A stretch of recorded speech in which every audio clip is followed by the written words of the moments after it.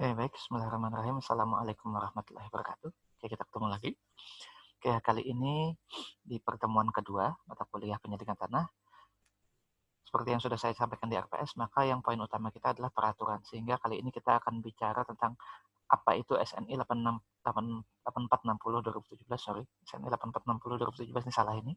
Persyaratan perancangan geoteknik. Ini adalah materi yang disampaikan oleh Bapak Dr. M. Asrul Rifat DKK. Di seminar peta gempa 2017. Jadi SNI 8460 2017. Oke. Sekarang pembahasannya latar belakang. Pertama latar belakangnya apa, kemudian ruang lingkupnya apa.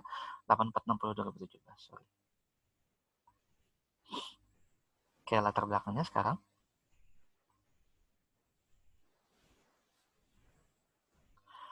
Jadi persyaratan perancangan geoteknik diperlukan untuk setiap pekerjaan geoteknik dan kegempaan. SNI ini merupakan standar yang akan digunakan di Indonesia untuk menetapkan persyaratan perancangan bidang geoteknik dan kegempaan pada bangunan gedung, bangunan air, serta jalan dan jembatan. Jadi selama kalian berpegang pada SNI 8460 2017, tidak keluar pada ini, maka akan aman secara administratif. Teknologi-teknologi yang diulas di dalam SNI ini adalah teknologi yang berkaitan dengan 9 bidang geoteknik dan kegempaan, yaitu penyelidikan geoteknik, perbaikan tanah, stabilitas lereng dan timbunan, terowongan, fondasi, struktur penahan tanah, galian dalam, kegempaan, dan keruntuhan hidrolik. Oke, ini prosesnya sampai jadi SNI mulai tahun 2013 hingga 2017-2018. Nah, ini salah satu juga latar belakangnya. Nah, oke, sekarang SNI 8460 2017 persyaratan perancangan geoteknik, ruang lingkupnya sendiri. Standar ini menetapkan persyaratan perancangan geoteknik dan kegempaan untuk diaplikasikan pada pekerjaan-pekerjaan geoteknik di Indonesia. Persyaratan perancangan yang dimaksud dalam standar ini disusun untuk pekerjaan perbaikan tanah, stabilitas lereng, galian dan timbunan, keruntuhan hidrolik, terowongan, fondasi, struktur penahan, galian dalam, dan kegempaan. Standar ini juga menetapkan persyaratan data geoteknik yang digunakan di dalam perancangan. Hal-hal yang berkaitan dalam rangka pelaksanaan tidak termasuk dalam lingkup standar ini, namun demikian pertimbangan konstruksi, monitoring, dan supervisi yang berkaitan dengan perancangan dan perlu ditetapkan persyaratannya diatur dalam standar ini. Satuan yang digunakan adalah SI, Sistem Internasional. Nah, ini lingkup pembahasannya, jadi ada 9 topik.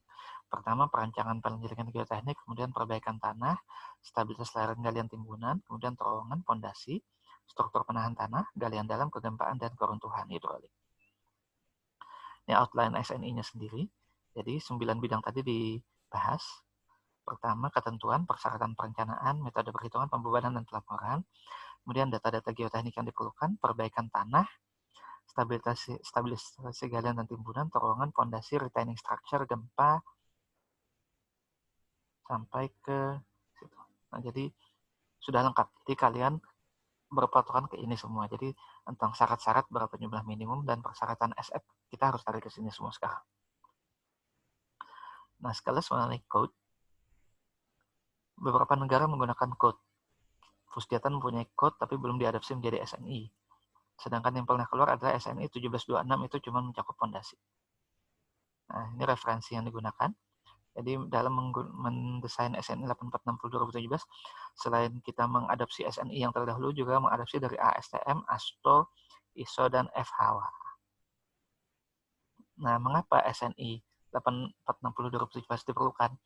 Untuk mempermudah tim teknis memutuskan mengacu pada standar asing atau membuat sendiri. Kalau sudah punya SNI kan enak kita. Apakah bidang perlu diubah, apakah ada yang belum tercakup, apakah ada yang perlu disepakati.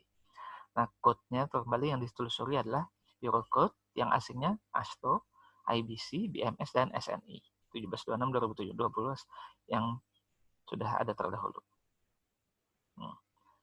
Sekarang kita lihat dulu. Pertama, data geoteknik dalam ruang lingkupnya. Pasal ini dimaksudkan untuk digunakan bersama dengan pasal lainnya yang memberikan aturan tambahan terkait dengan perencanaan dan pelaporan penyelidikan tanah, persyaratan umum, evaluasi dan nilai parameter yang diperoleh, dan koefisien geoteknik. Nah, berdasarkan SNI 8460 2017, salah satu yang disyaratkan adalah jumlah minimum penyelidikan tanah. Dari gedung tinggi 8 lantai ke atas, satu titik setiap 300 meter persegi dengan pola grid dengan jarak 10 meter sampai 310 meter dengan minimum 3 titik per blok titik menara. Kemudian gedung untuk 4 sampai 7 lantai, gedung kurang dari 4 lantai bangunan kurang dari 4 lantai, struktur memanjang. Kalau struktur memanjang seperti jalan raya, maka satu titik per 50 sampai 200 meter, kecuali runway atau taxiway, maka jarak maksimumnya dibatasi 100 meter. Kalau untuk terowongan, maka satu titik setiap 10 sampai 75 meter pada daerah permukiman dan 20 sampai 200 meter pada daerah terbuka. Untuk basement, kalau tingginya kurang dari 6 meter, maka satu titik setiap 15 sampai 40 meter. Kalau tingginya basement lebih dari 5 meter, satu titik setiap 10 sampai 30 meter. Untuk jembatan konvensional dengan bentang kurang dari 50 meter, maka minimum satu titik pada tiap abutmen dan pilar per 2 lajur lintas. Kalau jembatan khusus dengan bentang lebih 50 meter, maka ditentukan oleh tenaga ahli geoteknik. Sedangkan untuk konstruksi khusus, seperti menara, fondasi menara berat tangki, satu titik per 300 meter persegi. Sedangkan untuk bendungan, maka minimum pada saat perencanaan minimum 5 titik fondasi, yaitu 3 titik pada sumbu bendungan dan 2 titik pada masing-masing hulu dan hilir. Ini sudah dideskripsikan secara lengkap di SNI 8460/2017. Jadi kalau kalian mau lebih jelasnya silakan buka saja. Nah, ini tadi catatan yang lain untuk jumlah titik bor, konsulan perencana diwajibkan menjamin jumlah ketercukupan dan keakuratan. Jadi yang di sini ini jumlah minimum dipenuhi, kalau bisa lebih alhamdulillah. Nah, tadi sudah bicara jumlah, sekarang bicara kedalaman penyelidikan tanah berdasarkan SNI. Oke. Kalau untuk fondasi dangkal, maka kedalaman minimalnya adalah di sini didasarkan pada garis pengaruhnya. Oke. Sedangkan untuk fondasi dalam juga didasarkan pada garis pengaruh di situ. Sedang untuk timbunan, maka penyelidikan minimumnya adalah harus memotong di bawah bidang keruntuhannya. Dan kalian juga seperti itu. Untuk dinding penahan tanah juga harus lebih dalam lagi di bawah dasar galian. Oke. Ini untuk galian parit dan dinding penahan tanah sudah lengkap semua di situ deskripsinya. Untuk uji laboratorium, uji klasifikasi rutin yang cocok untuk contoh tanah dengan berbagai tingkat kerajuan. Oke. Nah, di sini untuk tanah lempung, tanah lanau, dan tanah pasir berkerikil. Jadi jenis benda ujinya yang disyaratkan harus disturbed, atau remolded. Ini undisturbed, remolded, undisturbed, remolded. Untuk kadar air, bagaimana? Normal untuk ditentukan mungkin. Nah, jadi di sini tinggal dilihat mulai uji kalau parameternya kadar air, maka yang digunakan yang undisturbed. Kemudian kalau untuk berat isi curah yang digunakan harus undisturbed. Untuk kepadatan minimum dan maksimum harus disturbed dan undisturbed. Untuk batas Atterberg bisa semua. Untuk distribusi ukuran partikel tidak masalah. Untuk kuat geser maka harus sampel undisturbed. Untuk permeabilitas harus sampel undisturbed, dan untuk sensitivitas juga harus sampel undisturbed. Ini juga sudah lengkap di tabel 5 yang ada di SNI 8460/2017. Kemudian uji laboratorium untuk menentukan parameter perhitungan. Nah, untuk geotechnical parameternya, untuk oedometer test misalnya, type of-nya di sini. Yang modulus, untuk drain, efektif, dan lain-lain, termasuk untuk permeability ada semua di sini. Nah, ini keterangannya yang digunakan. Contohnya di sini. Untuk permeability di gravel, maka TXCH, permeability constant head yang diperlukan. Kemudian untuk koefisien konsolidasi di NC clay, maka disyaratkan oedometer dan triaksial di situ. Bisa dipelajari semua di sini. Jumlah minimum benda uji per lapisan tanah di sini.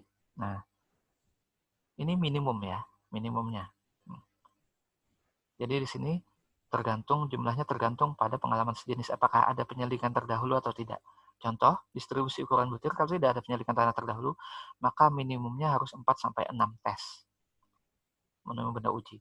Tapi kalau sudah banyak penyelidikan terdahulu bisa 2 sampai 4. Kadar air dan lain-lain juga seperti itu. Ini juga sangat itu. Nah, untuk perbaikan tanah sendiri ada ruang lingkupnya tergantung pada kriteria kebutuhannya. Apabila misalnya tanah berpotensi likuifaksi, maka diperlukan. Kemudian jika tanah berpotensi mengalami penyebaran lateral, terdapat potensi diferensial settlement dan terdapat potensi penurunan total. Ini uji lapangan pendahuluan yang diperlukan untuk perbaikan tanah juga sudah distandarkan di sini. Pengeboran, SPT, kosondir, fensir, elektrik sondir, pressure meter, dilatometer, sampai geolistrik di sini. Dengan keterangan masing-masing juga sudah ada di situ. Jadi tinggal kalian baca di SNI 8460/2017. Uji laboratorium juga sudah disyaratkan. Nah, ini metode-metode perbaikan tanah yang disarankan juga, tergantung pada jenis tanahnya. Kemudian untuk stabilitas lereng yang timbunan, maka digunakan untuk memberikan tinjauan kestabilan lereng buatan, memberikan evaluasi terhadap potensi kelongsoran lereng, menganalisis kelongsoran yang terjadi, memberikan kemungkinan perancangan ulang terhadap lereng yang telah longsor, dan mengkaji pengaruh beban yang terduga seperti gempa dan beban lalu lintas. Data yang digunakan untuk penyelidikan analisa stabilitas lereng adalah pertama kita perlu sound SPT, diusahakan kemudian ada sondir, bisa vane, bisa borehole, bisa pressure meter, sampai ke geolistrik. Uji lab juga seperti itu.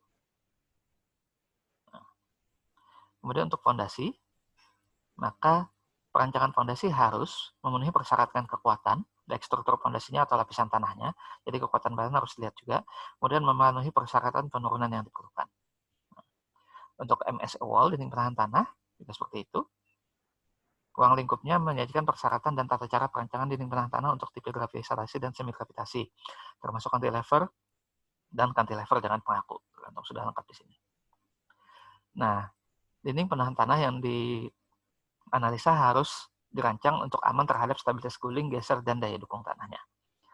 Juga harus diperhatikan faktor kondisi tanah pada lokasi dinding, apakah ada potensi mengalami gelincir total atau translasi, kemudian apakah ada lapisan tanah lunak yang di bawah yang dapat menyebabkan immediate settlement. Nah, sampai ke safety faktornya sudah lengkap juga. Jadi untuk pemeriksaan stabilitas tanah, stabilitas dinding, maka SF guling kita minimal 2, SF geser minimal 1,5, SF daya dukung minimal 3, SF overall stability minimal 1,5, dan SF gempa minimal 1,1.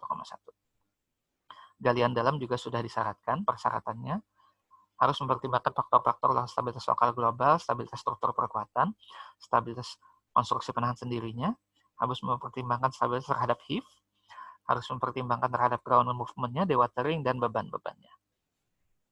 Ini juga sama. Nah, untuk kegempaan pun sudah ada, namun sebenarnya ini sebagai pelengkap yang sudah untuk melengkapi SNI gempa yang sudah ada.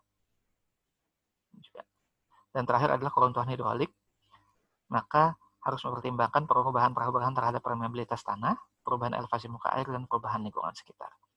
Dan juga harus memperhitungkan keruntuhan akibat uplift, akibat boiling, akibat erosi, dan lain-lain. Ini adalah proses penyusunan SNI itu sendiri, panjang sekali, mulai 2013 sampai 2017-18, disusun oleh para ahli. Jadi sebagai penutupnya, SNI 84 sore ini dari tadi salah terus. Ini dulu memang 8640 waktu desain, tapi sekarang 8460 2017. Persyaratan perancangan geoteknik ini merupakan standar baru, mencakup 9 bidang, yaitu penyelidikan geoteknik, perbaikan tanah, stabilitas lereng.